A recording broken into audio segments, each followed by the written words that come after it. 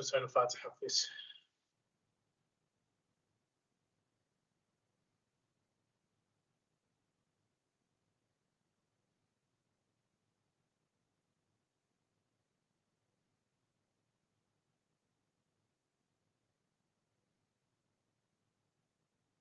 بالله من الشيطان الرجيم. بسم الله الرحمن الرحيم. الحمد لله رب العالمين بارئ الخلائق أجمعين باعث الأنبياء والمرسلين، ثم الصلاة والسلام على أشرف الأنبياء سيد المرسلين حبيب إله العالمين بالقاسم محمد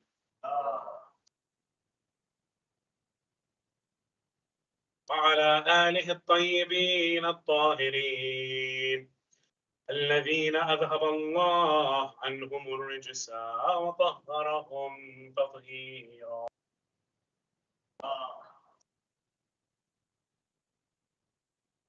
لعنة الدائمة على أعدائهم إلى قيامة يوم الدين. السلام عليك يا أبا عبد الله، السلام عليك يا ابن رسول الله، يا غريب كربلاء، رزقنا الله في الدنيا زيارتكم شفاعتكم في الدنيا وفي القبر وفي الآخرة. أما بعد، يقول الله في محكم كتابه وقرآنه المجيد وقوله الحق: أعوذ بالله من الشيطان الرجيم، بسم الله الرحمن الرحيم، وفديناه بذبح آمنا بالله صدق الله العلي العظيم.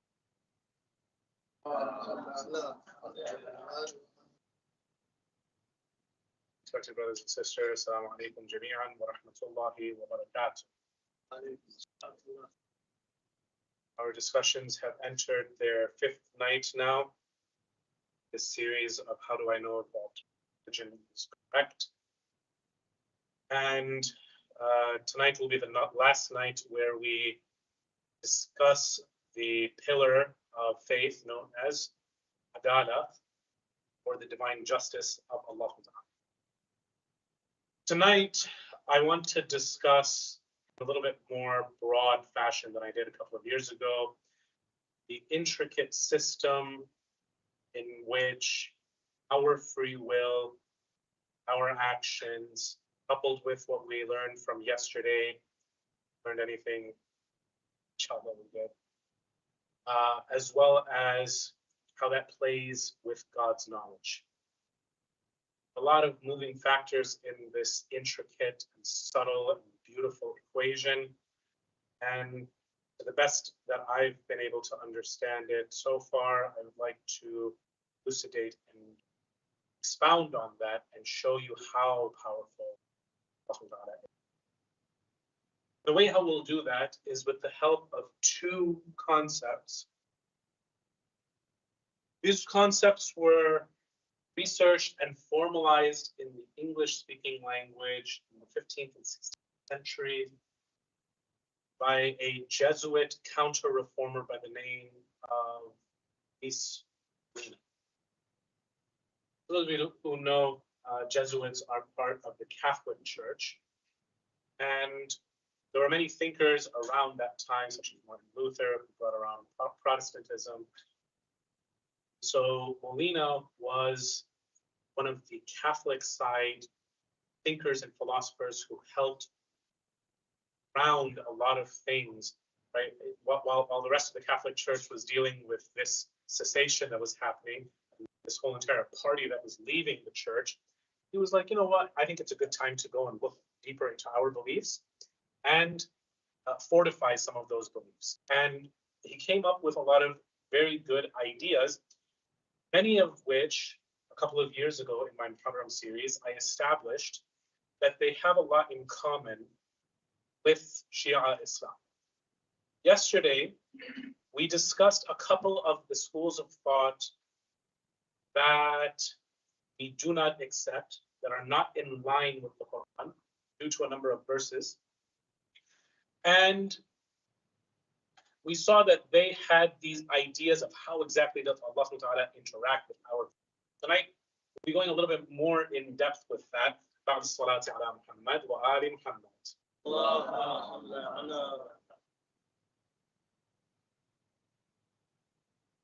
So what does Molinism say? It says, and this brings me to the second idea that will be crucial in tonight's discussion, that this God that we believe in has, on top of the other two types of knowledge that the Christian thinkers at the time were already in unison on, that Allah already has, there's a third type of knowledge. Those first two types of knowledge is that Allah subhanahu wa ta'ala knows everything that will happen. In addition, the second type of knowledge they were in agreement over is that Allah subhanahu wa ta'ala knows everything that is possible. And so that possible type of knowledge, they described as a passive knowledge, meaning Allah subhanahu wa ta'ala knows exactly how many souls there are in this room.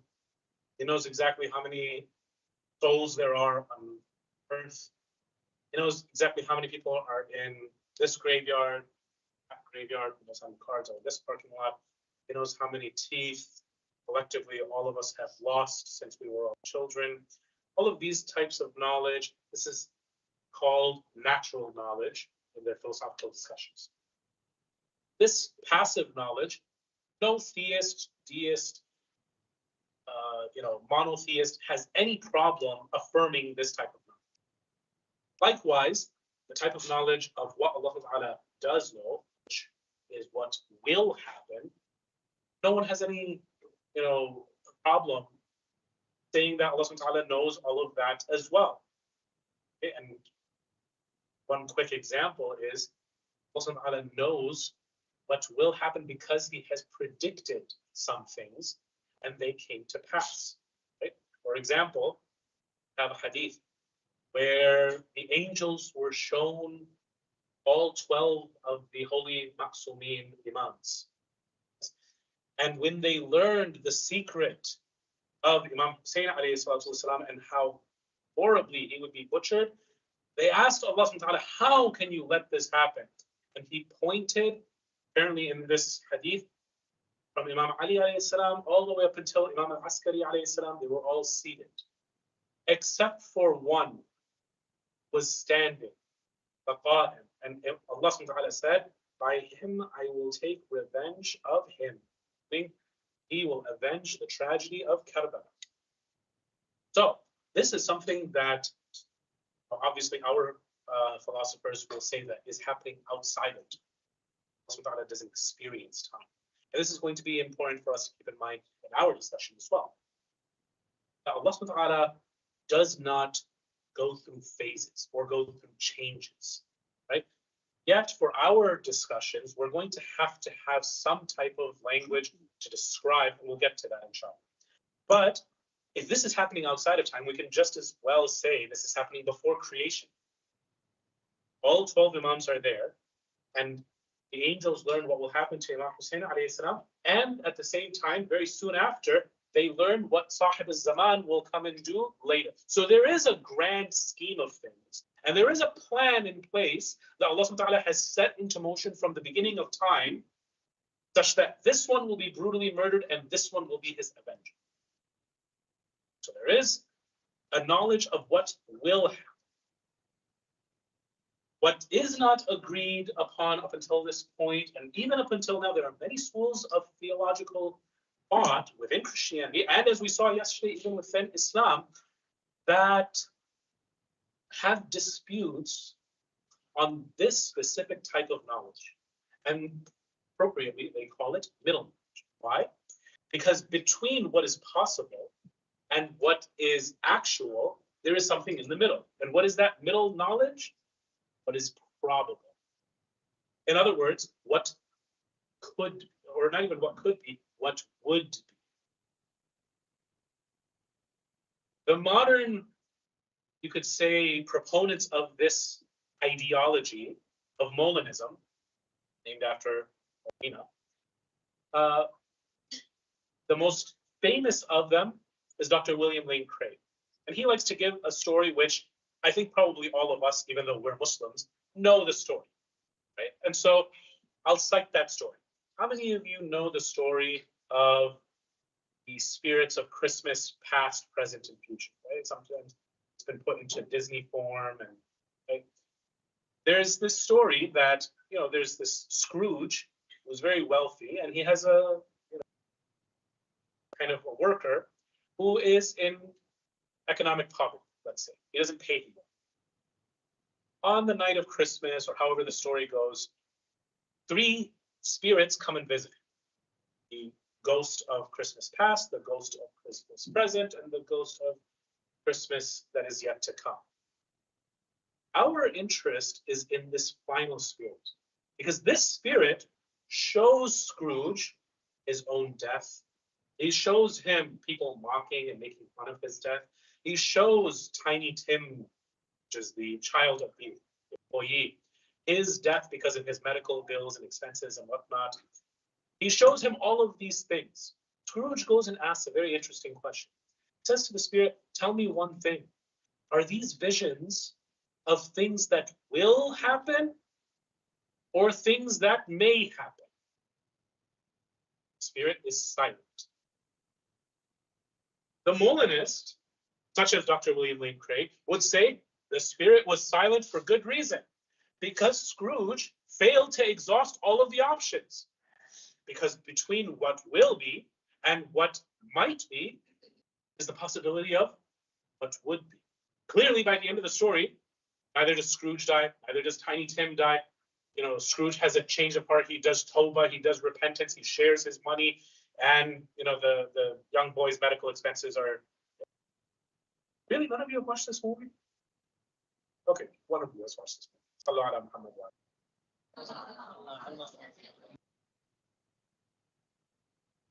But there's a happy ending at the end, right? And so we know, because by virtue of the happy ending, that what was shown by this final ghost of Christmas future, these are not things that actually came to pass. Why was the spirit silent? Because he failed to exhaust all of the options. These are just visions, the Molinists would say, of things that would be if you continue down your current trajectory. So now that we have this overview, we want to know, what are the different types of knowledge besides middle knowledge that have been proposed? And this will be kind of a rehash, very quickly, of yesterday's 5 schools of thought, right? The first one is simple foreknowledge. Simple foreknowledge basically says, and this is actually something, by the way, that is so out there, with all due respect to those that did hold this opinion, right? No Muslim had this thought. In brief, what does this ideology say?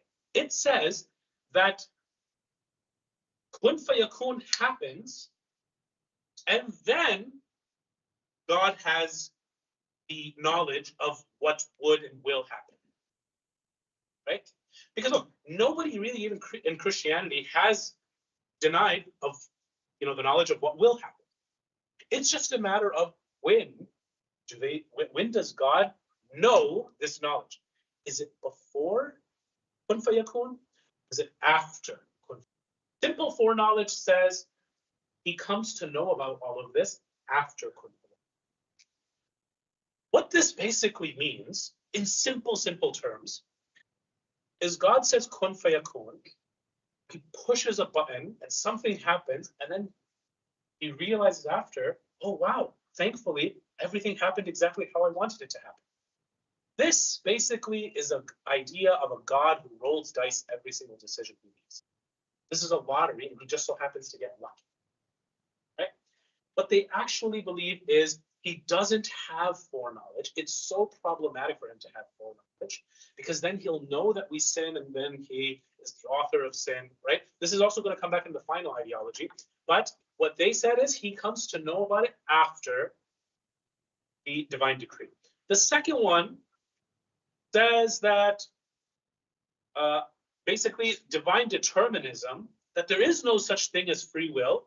It's just kun fayakun, you do exactly what he says. This, perhaps many of us recognize from yesterday, especially from idea number 4, where we saw that, look, Allah has an irada, he says be, and it is, and I do exactly that.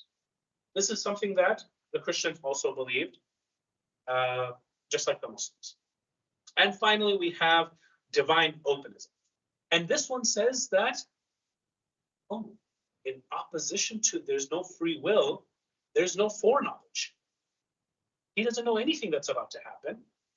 And only when enough circumstances come together, he makes a guess, and he just so happens to be 100% right all of the time. This also doesn't seem to be very plausible for us because we don't believe in a God who guesses everything, as evidenced at least by that hadith, the 12 Imams, where Sahib al-Zaman is going to take revenge of Imam Hussein alayhi salam. Do we have anything that really goes against that first ideology? Yes, we do. This comes in the form of Surah Al-Buruj, the 85th chapter, from ayahs number 15 and 16. Let's have a loud salawat ala Muhammad wa ali Muhammad.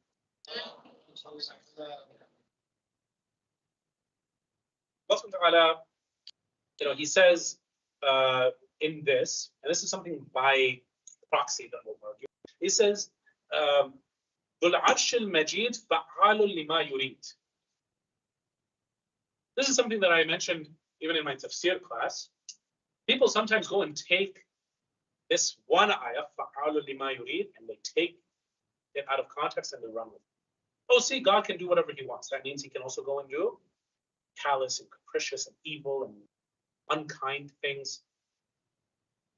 Whereas he himself, the author, put it juxtaposed next to an ayah, ذُو الْعَرْشِ الْمَجِيدُ. This throne is Majid. Majd, the Arabic language, means something that is honorable, noble, good. Majid is the superlative of this, meaning it is extremely good. There is an abundant amount of good that comes from this throne. Why would he go and highlight the throne? Because we have the tendency throughout human history to go and, I mean, you probably have read a news article or two of this, that, oh, news has come from London, fresh out of Washington, D.C.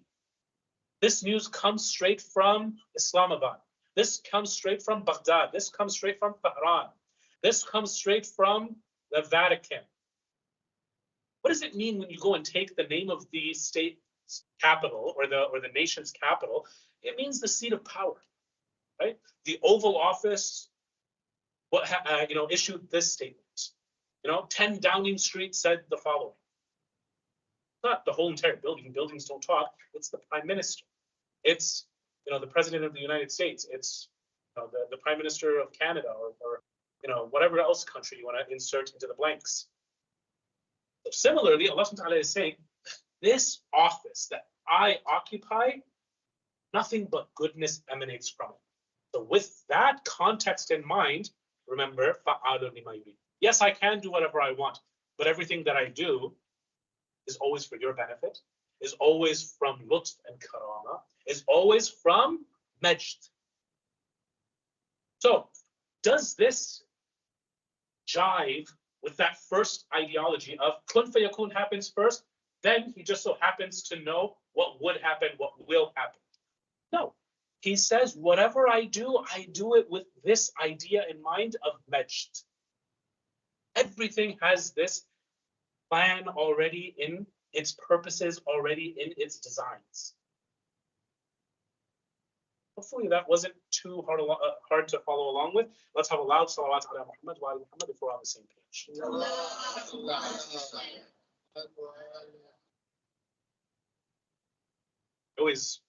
I like to comment that, this is a tricky thing that speakers do. Even if my audience doesn't understand, what choice do they have but to say as-salatu ala Muhammad? So I guess we'll have to go and figure that out at our next speakers conference, which to call. But until then, we'll just stick with it what everybody else does. Sallu ala Muhammad wa ala Muhammad.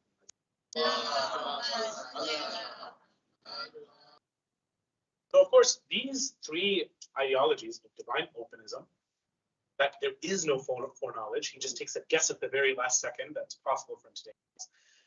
Divine determinism, every single thing is just determined by God, you have no free will.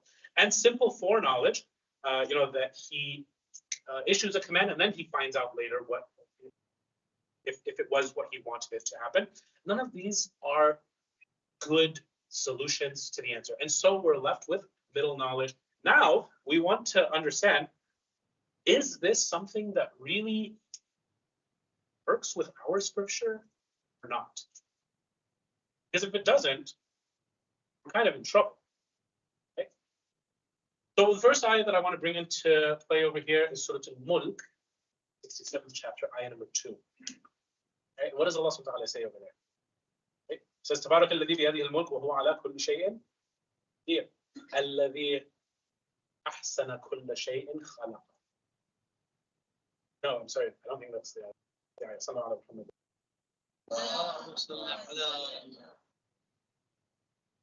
الذي خلق الموت والحياة ليبلوكم أيكم أحسن عملا والعزيز الغفور.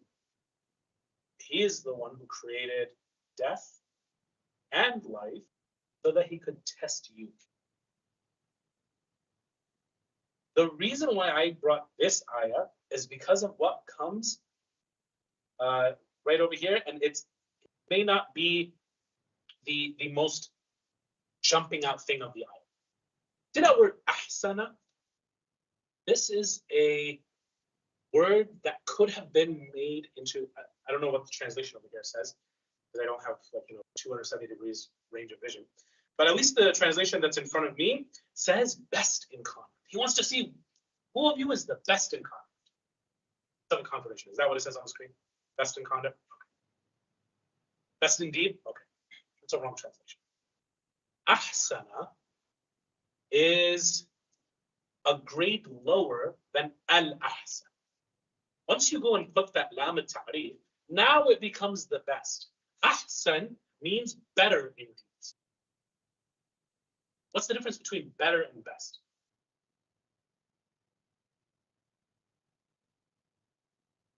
Better is not exactly the best, right? Because look, if Allah subhanahu wa ta'ala is going to give you a test, and he says, I want to see who does the best, well, we all failed.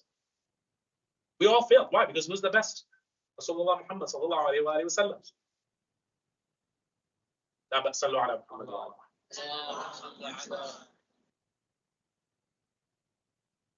Not only that, he wants to see ayyukum ahsanu amala within your lives. If you're put into shady situation where right and wrong are not abundantly clear, it's not black and white, there's a lot of gray. You're going to do what's better in that situation. There is no best in this situation. A couple of nights ago, I made the philosophy 101 argument, referenced it, that if you have one person on one train track and 5 on the other, there's no best situation over here. You have to choose what's better. So Allah subhanahu wa ta'ala wants to see, if I put you in many different scenarios, are you going to be able to do what is better given your circumstances? This whole entire test, Allah subhanahu wa ta'ala is putting each and every single one of us into different conditions. But to come back a little bit, rewind a little bit, and come back to middle knowledge, right? Let's use a famous US history event, the assassination of President Kennedy. Okay? If we go with the knowledge of what will happen and what would happen, right? This subjunctive conditional mood, right? The huge SAT, ACT, I don't know which standardized test you guys have here. That word basically in English grammar means this would statement that I'm using. What will happen versus what would happen. In the Kennedy assassination, we would have two different statements. One of them turns you into a conspiracy theorist. The other one, you're still in the world of the same. But the will statement will issue this statement. If Oswald didn't kill Kennedy, someone did. That's the will version of the statement. Is that still sane? Yeah, because we know that at the end of the day, President number 35 assassinated. If I give you the other statement, if Oswald didn't shoot Kennedy, somebody would have. That's way too conspiratorial, right? What are we trying to say over here? That there was some sort of secret. I know that some conspiracy theories do go very haywire when it gets to this topic, but I think that's even a level that they're not willing to go, right? So if we say would have, this is now implying some other type of knowledge. And over here, with all of these different conditions, we can start to ask a lot of different questions. Questions that have been asked throughout Muslim and Christian history. We'll stick with the Muslim example. Muslim examples say, if I were to have been in the position of, let's take the example of Umar bin Yazid al-Riyahi, would I have been able to make the same decision that he did or not? When you go and start to reflect on yourself like that and see if you're willing to question everything in your life from top to bottom, now you can go and truthfully at least answer what you would have been able to. Because remember what I said last night, there's someone who also was almost in that position of Umar bin Yazid. His name is Umar bin Sa'd. And he didn't end up. The free will is still very much in play. How do we understand this then with God's foreknowledge of middle knowledge? That he knows what would happen prior to him saying kun fayakun, for that, to use an image, universe to be instantiated. Right, because the next ayah that I want to bring into this equation, this complex equation, is an ayah that I brought last night from Surah As-Saffat, ayah number 96. What does that one say? Allah creates you and what you do. I didn't get to answer all of those ayat that other schools of thought brought yesterday. Today, let's try to see what exactly this means. See, when Allah subhanahu wa ta'ala created the universe, we've already agreed by virtue of hadith, and we know many more hadith like this, right? We just don't have the time to go and bring all of them. But let's just stick with that hadith of Imam Hussein alayhi salam being presented to the angels, and they ask, "How let this happen?" And Allah points to the 12th Imam saying, he will be the avenger for his grandfather, Abu Abdullah. If there is such a plan from all that time back, yet we want to preserve human free will, then what we are saying is that predestination, in fancy terminology, is determined at a corporate level, not at a personal level. At a corporate level, Allah subhanahu wa ta'ala, basically, let me use food as an example. Allah creates this world. You and I know that there are limited resources in this world. What's going to happen if there's limited resources? Someone is going to get greedy. Because someone is going to get greedy, or someone has the chance to become greedy and takes this chance out of his own free will, guess what's naturally going to happen? Now the conditions have been altered. Someone is going to suffer because of malnutrition. Now within these people who are bereft of their resources, what's going to happen over here? You're going to have someone who's patient and someone who's impatient. The person who's impatient, what is he going to do? He's either going to resort to violence, he's going to go to his local representatives, he's going to, whatever is his course of action. If he chooses violence, this is the natural cause and effect that led to this. Was there any jabr in any of this? No. But Allah subhanahu wa ta'ala, at each and every single point, he knows what would happen if, for example, he creates a world of finite resources with people who have shahawat, people who have greed and these types of things. And if someone hasn't controlled their emotions and they haven't controlled their shahawat, they might go and violate the rights of others. Now, in this condition, what would happen? Well, this person would be impatient and this person would be patient. Creates those roles. Right? At each and every single point, he creates what you do. He creates the ability for you to do that. How do we know this? Because of that phrase that we keep on saying in our day-to-day parlance, La hawla wa la quwwata illa billah. There is no power and there is no ability save that which comes from Allah. You and I are weak beings. We don't have the power to do anything. Imam Zayn al-Abidin alayhi salatu wassalam, sallallahu ala Muhammad wa ala.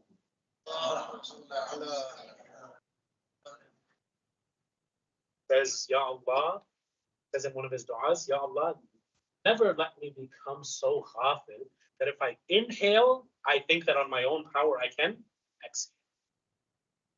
Rasulullah Muhammad sallallahu alayhi wa sallam. Sallu ala Muhammad wa ala. Have another second, louder salawats.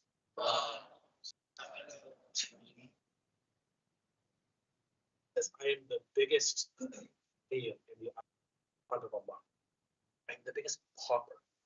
Why? Because I know that I need everything from Allah. In one of the discussions between Allah subhanahu wa ta'ala and Prophet Musa alayhi salam, Allah subhanahu wa ta'ala says, I want you to ask dua from me to such a point that you even ask for the salt to season your bread. Into that. You become so aware of how much in need you are to Allah. Now you realize that, wow, I can't do anything without Allah. This is why in the hadith of Imam Ja'far Sadiq and of Imam Rida alayhi salatu wasalam, we find that in the discussions that used to happen in front of them of Jabr and Tafweed, of predestination and free will, they would go and show us that no, Allah Ta'ala does give you some free will, but there are some things that He does predestine. Right? And nothing happens in this universe without the irada of Allah. Last night we discussed the difference between irada and mashiyah. Nothing happens in this world unless it's with the irada of Allah. So now, I gave you the example just of one thing, of food. Now come to Karbala, where Imam Hussein alayhi salam is a divinely chosen representative of God. He, okay, we can say is inserted into the equation by Allah, as there have been in our theology since Adam. Always infallible guide. That's why we believe in the hidden Imam still being present with us since 1200 years ago. That is none other than Sahih al-Asri wa Zaman. Let's have another second, louder song.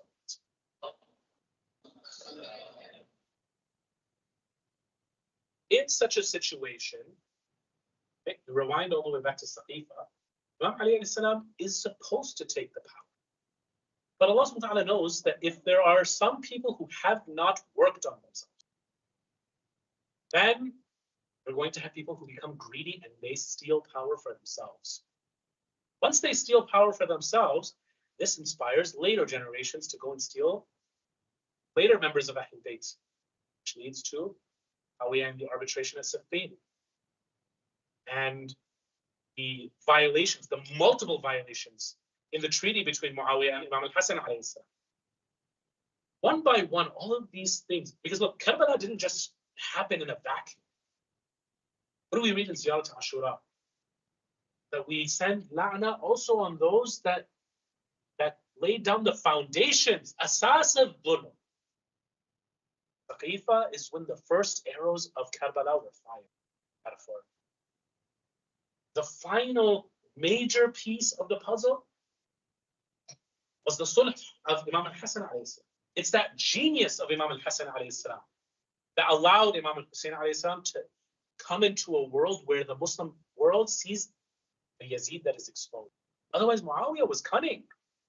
Muawiyah knew how to act like a pious Muslim in the streets and a sinner behind the walls of his castle. Hassan alayhi salam is the one who, over 10 years, and 10 years of Imam Hussein's imamah, exposes Muawiyah and exposes Yazid. This is then what allows Karbala to happen. These are the seeds that need to be planted in order for a Karbala to happen. You can't just have someone come into power, say, give me bay'ah, and the Muslim Ummah is ready for an event like Karbala to happen. Everything needs to be ready. And so in a situation like this, in the conditions that Allah allows to be instantiated, this universe that He allows to exist for His ultimate plan to come, for Karbala to happen, and for an avenger named Sahib al-Asr wa Zaman to come later and to avenge him. In order for this to happen, we need these events to take place for the greater good. Okay? And this is why, what does Sayyidah Zainab say? This phrase, this beautiful phrase, it requires so much analysis. مَا رَأَيْتُ إِلَّا جَمِيلًا. I saw nothing but beauty. This system of God, where now I want you to realize that power of Allah. For any single human event in history to take place, all of the right people need to be there. In order for example, World War I to be won, you need all of the right players to be there with all of their experiences, with all of the right policies, their ideologies, all of these things to come place and to stop the forces that are going to misuse them. Same thing for World War II. Same thing for those who obeyed the fatwa of Sayyid Sistani when Daesh came in 2014. Okay? Those Hashd al-Sha'bi, those mobilized forces that came and they fought and defended the shrines of Imam Hussein alayhi salam, and Imam Ali alayhi salam, and Abu Fadl Abbas. That didn't just happen out of nowhere. Those people needed to work on themselves and be ready for a day they were needed. Who knew in 2014 that such a thing would happen? Unless you were a political analyst and you knew that by withdrawing US troops, you were going to be creating a vacuum where there were less jobs in Iraq and there was a lot of extremist creatures over there, right? We can go and blame 1,000 fingers. All of these things that would and did happen, Allah Ta'ala knew because of middle knowledge, and of course, the actual knowledge. So now coming back to Imam Hussein alayhi salam. The most perfect way for all of these things to happen, of course, Imam Hussein alayhi salam knows. Okay, first Ali al-Akbar has to go. Why does Ali al-Akbar have to be the first one that goes from the family of Rasulullah? Have you ever thought about that? Why not another member of the family of Rasulullah? Because there are a lot of other mothers there. Mother of Qasim, the mother of Muhammad, the mother of, for example, that infant child. All of them are there. And so Layla and Imam Hussein alayhi salam have to make that first sacrifice of the oldest son, Akbar, to go and inspire and show the Imam himself has sent out his son. Everybody else now has to be. See, Karbala resonates so much with us. Why? Because, okay, we have so many heroic figures that we could go and pick and choose from. But at the very end of the day, the most legendary and the most heroic one that Rasulullah ﷺ says that there is a heat in the heart of the mu'min that never dies. Who is that for? Abu Abdullah. That one that never should have been on that altar of sacrifice, but even he was willing to go and do it. That is the one that hurts the heart the most, is none other than Imam Hussein alayhi salatu wassalam. Muhammad wa ali Have another second louder salawats.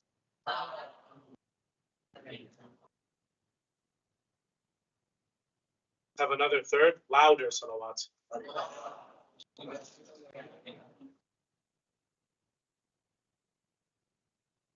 So for any event in human history, you have to have an unbelievable amount of knowledge of what each person, with their personal level of personal training, how do you get to that level?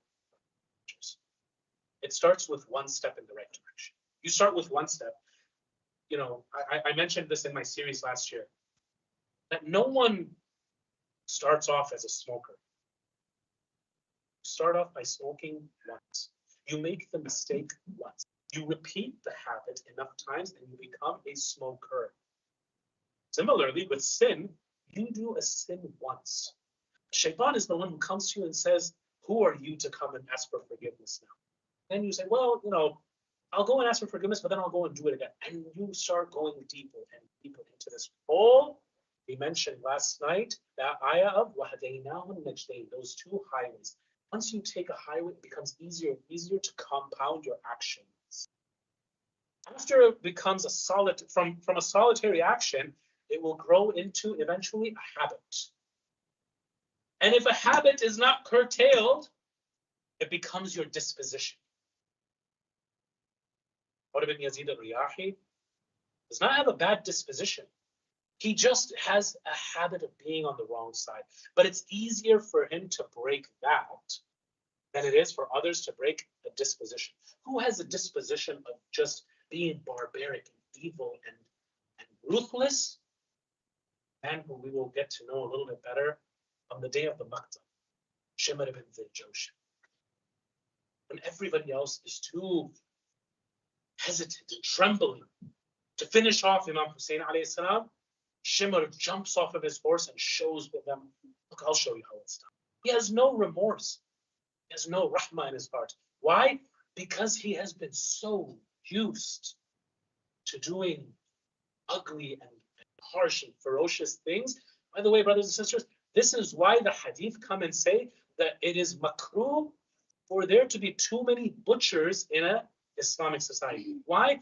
You have the requisite amount of butchers that are necessary. But if you have too many who are in the act of killing animals, and you don't need that many animals to feed people, this starts to harden the hearts of society. This is a comprehensive religion, brothers and sisters, that takes into account your spiritual well-being as well. If you do not take care of yourself at the action level, or at least at the habit level, and then you get to such an ossified heart, Allah subhanahu wa ta'ala goes and makes an example out of Bani Israel. He says in Surah Al-Baqarah, لا بأسلوا على محمد وآل محمد.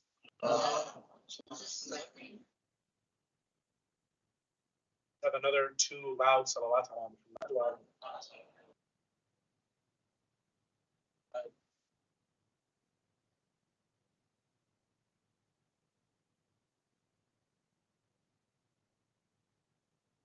Allah subhanahu wa ta'ala makes the example towards the beginning of Surah Al-Baqarah, where he says that, look, there are different types of rocks. He says there are some rocks, يَتَفَجَّرُ مِنْهُ الْأَنْهَارُ, rivers flow out. There are other rocks that will fall from great heights and a little bit of water will come. There are some rocks, however, that just fall from great heights. Now, and there's no mention of water. You think to yourself, okay, the beginning of the ayah said, that Bani Israel's hearts, ثُمَّ قَسَتْ قُلُوبُهُم مِّن بَعْدِ ذَلِكَ فَهِيَ كَالْحِجَارَةِ أَوْ أَشَدُّ قَسْوَةً. No. There are rocks, they're hard. But their hearts are even harder. Because even in rocks, there are those, and then he goes and gives these three examples. What are these three rocks? These three rocks are analogous to hearts. There are some hearts, I'll start in reverse order. All they do is go from a great height and they fall and there's no water. What is this? According to some of the mufassirin, this is you when you go from your qiyam and you descend into sujood. Your heart goes into sujood. Are there any tears, though, that come from this rock? Not yet. Then there are some, there's an impact. There's some people who have maybe come to this mosque or another Husseiniya or another Imam Barga, and they've come after a very life-devastating event. Maybe they got into a car crash. Maybe they lost someone who was near and dear to them. They come to the mosque, they start crying. And they remember in the middle of their namaz, I'm not supposed to be crying over worldly things. Let me convert the intention so that I'm crying for Imam Hussein alayhi salam, so that I get some ajr for these tears. But the tears still keep on going. And now you start to see religion a whole new light. Oh, there's a purpose behind all this. My loved ones, they're in a better place. I have to believe that. I always knew that I did believe that, but now it's real in front of me. And then there are those, that final rock, that first one that Allah subhanahu wa ta'ala mentions, rivers flow. Haven't you seen those people and maybe heard of them and wanted to be like them? Where they hear the name of Imam Hussein alayhi salam, where they hear the name of Allah, wajilat qulubuhum. Yes. I remember the story of a Maronite Christian, a Lebanese Christian nurse, who said that I heard once my co-workers talking about Abdullah, Imam Hussein alayhi salam, and I had to go into one of the storage closets. Because I've heard his story so much that even just at the mention of his name, I can't handle it. I have to cry. So she goes and she cries and cries and cries for Hussein. A Christian woman hears the name of Imam Hussein and she feels that harara, that burning sensation in her heart. It's okay, brothers and sisters, if you come to these majalis and you can't cry. Maybe there hasn't been an impact yet in your life. It's okay. Maybe these lectures aren't the ones that are going to touch you. Maybe someone else's. Maybe you'll go home, you'll find someone new, and that'll be how Allah Ta'ala reaches your heart. It's okay. Just be open and be receptive. Say, Ya Allah, I'm ready. That change in that. Yesterday, we mentioned that transition of attitude towards the Quran, of not being standoffish, being arrogant, saying, I don't need the Quran. What is this old book? Have that attitude of accepting Allah Ta'ala into your life, of accepting Imam Hussein alayhi salam and what he sacrificed so that you could have an intact religion. Once you start to realize these at a different level, it doesn't have to be Ashura to connect with Abdullah, or even another Imam, or even another prophet. We have, alhamdulillah, we are blessed with 124,000 prophets and 12 Imams. One of them who is living amongst us today, who's waiting for us. It's not that we're waiting for him. He's waiting for us to be ready for him. That Imam, once he sees that there are 313 who he can go and lead a revolution with, then he'll come. Up until now, though, it doesn't seem that he has even 313. Out of how many estimates put just the Arba'een walk, right? The shrine of Abu Fadl Abbas last year counted somewhere just underneath 23 million people walking into Karbala. Just shy of your truth. That's the official numbers. You're telling me that Sahib al-Zaman doesn't have 318 loyal.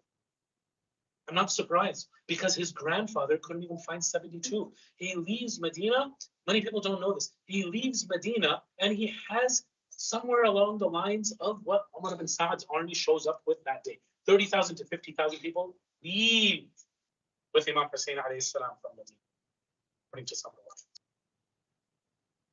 But each and every single night, he keeps on asking people, it's okay. If you have something in your life, a business, a family member, this or that, whatever it is, you can go. You don't have to stay. It's me that they want. Or some people, he would go and give the beautiful excuse of, it's me that they want. You don't have to come. Others, he would go and say, just go and take care of what you have at home and then come back. And as they leave, by the way, he would go and do what his mother and father, Imam Ali alayhi salam and Fatima al-Zahra, would do. This is the kindness. They learned from one another. He would go and put out the candle. You see this happening on the 9th, don't we? But he says to his companions, if you want to go, I will let you leave in the darkness of the night. He goes and puts out the candles and the campfires each and every single night. And those that left, Imam Hussein alayhi salam knew, and those that left, they also.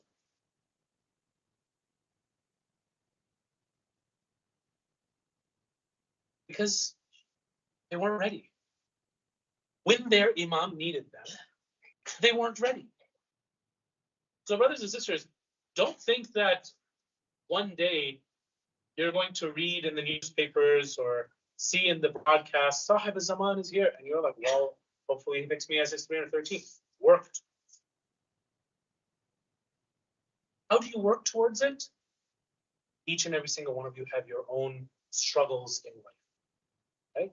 Allah subhanahu wa ta'ala says, فَافْعَلُوا الْخَيْرَاتِ. This is different from عَمِلُوا الصَّالِحَاتِ. عَمِلُوا الصَّالِحَاتِ, amal is something that you consciously do. It's a verb, but it means you consciously go towards it. Fa'il is something that you choose, that you can do consciously or unconsciously.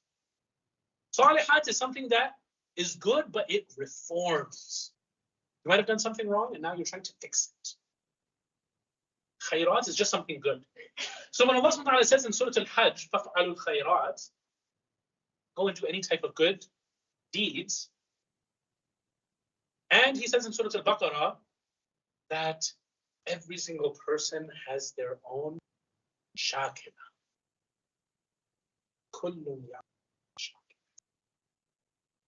Everybody will go and do what they are best at. Find your thing you are the best at and say to yourself, is this something that Sahib al-Zaman needs? If not, how can I just adjust it a little bit so that I can be at the service of my Imam? So that I can go and say with my heart, not just my lips, after Labbaika Ya Hussein, Labbaika Ya Sahib al-Zaman, with my actions.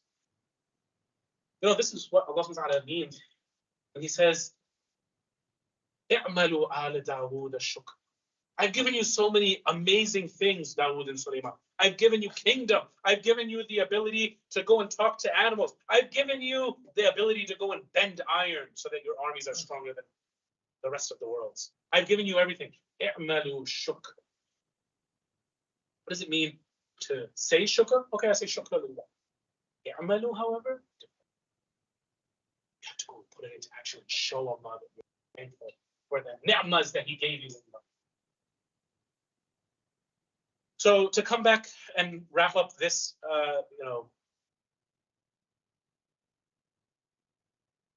lecture, brothers and sisters, look, we don't have much time. We have to work on ourselves. Why? Because in one of the ayahs of the Quran, what do we read in Surah 84, verse number 6?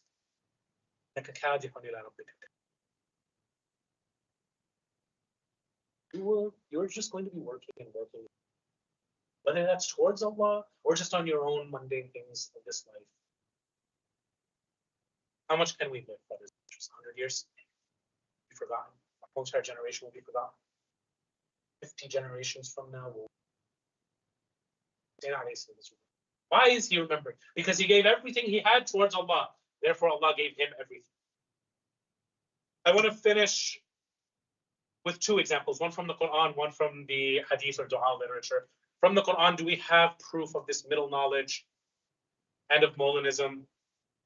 I would argue yes, from Surah Ali Imran, verse number 154. لا صلوا على محمد وآل محمد.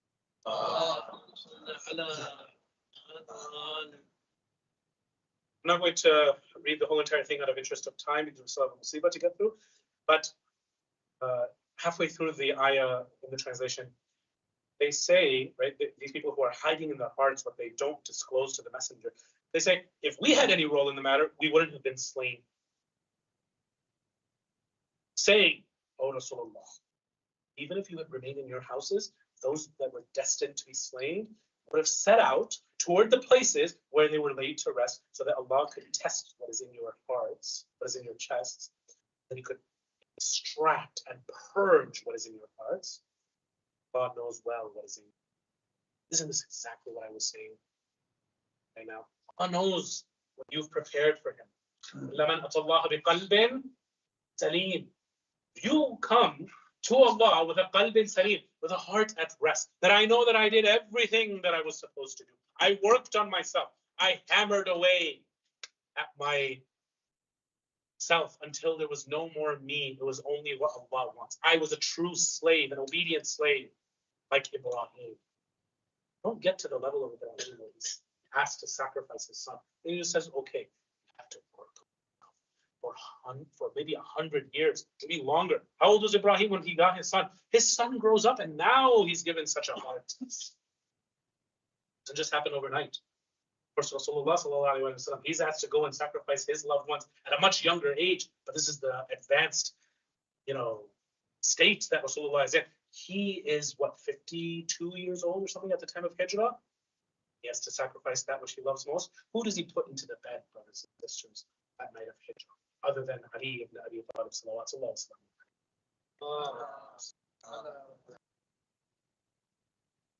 So very quickly with this ayah that we see, right? We see that Allah subhanahu wa ta'ala is saying something that is in that subjunctive conditional mood. Even if you had stayed, this is a hypothetical. They didn't stay in their house. Even if you had stayed in your houses, in another place, Allah subhanahu wa ta'ala says, no soul knows in which earth or which land they will die. أي أرض تموت.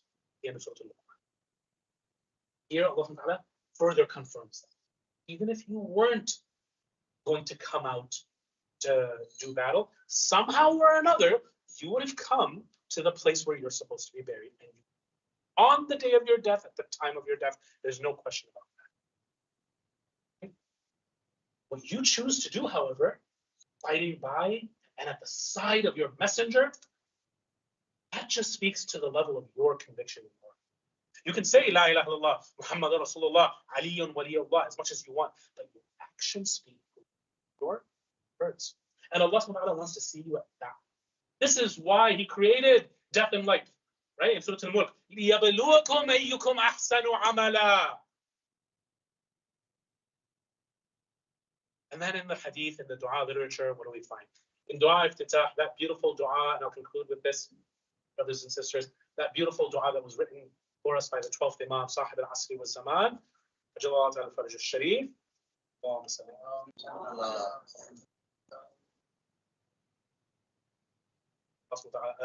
Sahib al-Asri wa Zaman, writes these beautiful, he says, فَإِنْ أَبْطَأَ عَنِّي تَبْتُ بِجَهْلِي وَلَعَلَّ الَّذِي أَبْطَأَ عَنِّي هُوَ خَيْرٌ لِعِلْمِكَ بِعَاقِبَةِ الْأُمُورِ.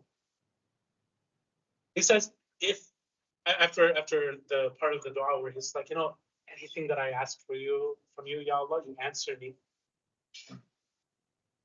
فَإِنْ أَبْطَأَ عَنِّي, if you delayed the response to me, أَتَبْتُ بِجَهْلِي, I complained of my ignorance. I complained against you because of my ignorance. وَلَعَلَّ الَّذِي أَبْطَأَ عَنِّي, and maybe the thing that you were delaying from me, هُوَ خَيْرٌ لِي, it was better for me. لِعِلْمِكَ بِعَاقِبَةِ الْأُمُورِ, because of your knowledge of all circumstances. This further confirms to us middle knowledge. Allah Ta'ala knows all of the possible and probable things that could happen. He says, this is the best one for my slave. Now look, at the scale of 8 billion people, Allah Ta'ala كُلَّ يَوْمٍ هُوَ فِي شَأْنٍ فَبِأَيِّ آلَاءِ. Every single day I'm doing that only I can do. Which then of my miraculous things that only I can do, you're going to deny. This is what Allah Subhanahu wa Ta'ala is doing for us. He always has our best interest in for our growth. May not make sense to us right now. And He has His overarching plan. At corporate level, good will always win, right? Yeah, at that beginning of verse of Surah Al-Qasas, which Sahib al-Zaman recited when he was born, right? وَنَجْعَلَهُمُ الْوَارِثِينَ, so we could make them the people who inherit the earth. Sahib al-Zaman will win. The question is, who's going to be part of his army? The 313 generals, let's say they're needed. Are you going to be part of his army or not? There will be an army. It's up to you now to decide, am I going to try to be part of it? That decision starts today, brothers. It doesn't start that day. That, brothers and sisters, is the kinds of decisions the Habib ibn Mawah also. For such a long time, he and Imam Hussein alayhi salam were of the closest caliber of friends. Let me quickly bring you up to speed of what was happening on that day of Ashura, and you to Habib ibn. After that right wing was attacked yesterday, I mentioned, then Amr ibn Hajjaj stops his attack.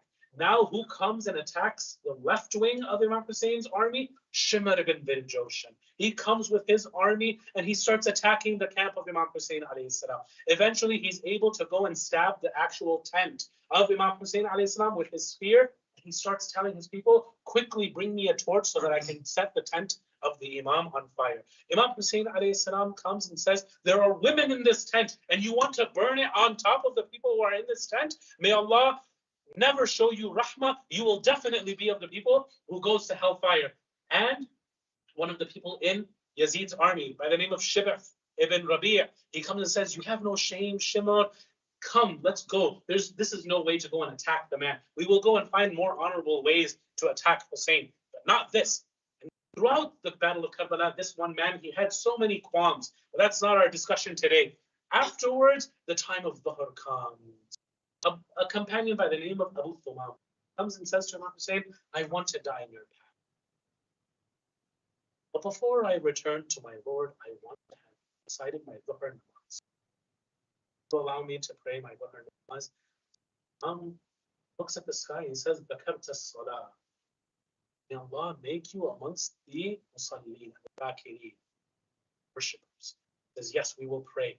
Ask them for a pause in the war so that we can make our prayers. The mal'oon by the name of Al-Husayn ibn Numayr says that even if you pray, your prayers will not be accepted. Habib ibn Numayr says, you insolent person, you think that the family of the Prophet, their prayers will not be accepted, but someone like you, your prayers will be accepted? He comes and he starts fighting. Two people come and start their attack on Habib ibn Numayr. One of them goes and hits the head of Habib, and he is able to go and make him fall to the ground. Another person from behind, treacherously and without any type of chivalry in the ethics of war, stabs Habib with his spear through the back. Habib now comes and he's on the floor. He's trying to go and get up, but that second person from Banu Tamim comes with his sword again, and he is able to go and hit Habib hard on the head, and this is what ends the life of Habib al-Mabahir. When Imam Hussein alayhi salam knew of the death of Habib, his old friend, all he could do was say, I give the judgment of Allah, I give the judgment of my death, and those who were so loyal in trying to defend my family in the hands of Allah. Very few people, Imam Hussein alayhi salam said this about. And Habib al-Mabahir was one of those who preceded Imam Hussein alayhi salam towards Jannah and met Rasulullah sallallahu alayhi wa sallam in the hereafter. Ala la'natullahi lil qawm al-zalimin wa say'alamu alladhina zalamu ayyam qalbin wal'aqibatu lil muttaqin. Raise your hands, brothers and sisters, in dua. These are the kinds of nights where du'as are answered. They are mustajab. We will ask Allah. I have a holy ayah 5 times. Bismillahir Rahmanir Rahim. Amma yujibul. Louder.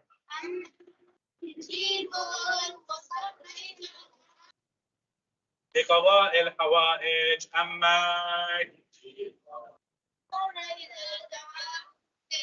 بتعجيل الفرج. أما شفاء المرضى. أما Oh Allah, we ask you in your holy righteous name, Bismika al-Azim al-A'zam, 10 times, Ya Allah, Ya Allah, Ya Allah, Ya Allah, Ya Allah, Ya Allah, Ya Allah. The hadith say that whoever asks 10 times, Ya Allah, by this name, Allah comes close and he says, Labbayka ya abdi, what do you want? This is the time for the hajat. Ilahi bifatimata wa abiha wa ba'liha wa baniha wa sirr al-mustawdi'a fiha ikshif anna su ya Allah. اللهم اغفر ذنوبنا كفر عنا سيئاتنا وتوفنا مع الأبرار. Ya Allah, we ask you khususan for the people of Gaza and for the people of Palestine to end their suffering. Ya Allah, and for the people of all of the Muslim lands. Ya Allah, we ask you by the right of Fatima and her father and her husband and her 2 sons and the secret in her stomach. Rahmak Allah. Ya Allah, Bismillah ar-Rahman ar-Rahim.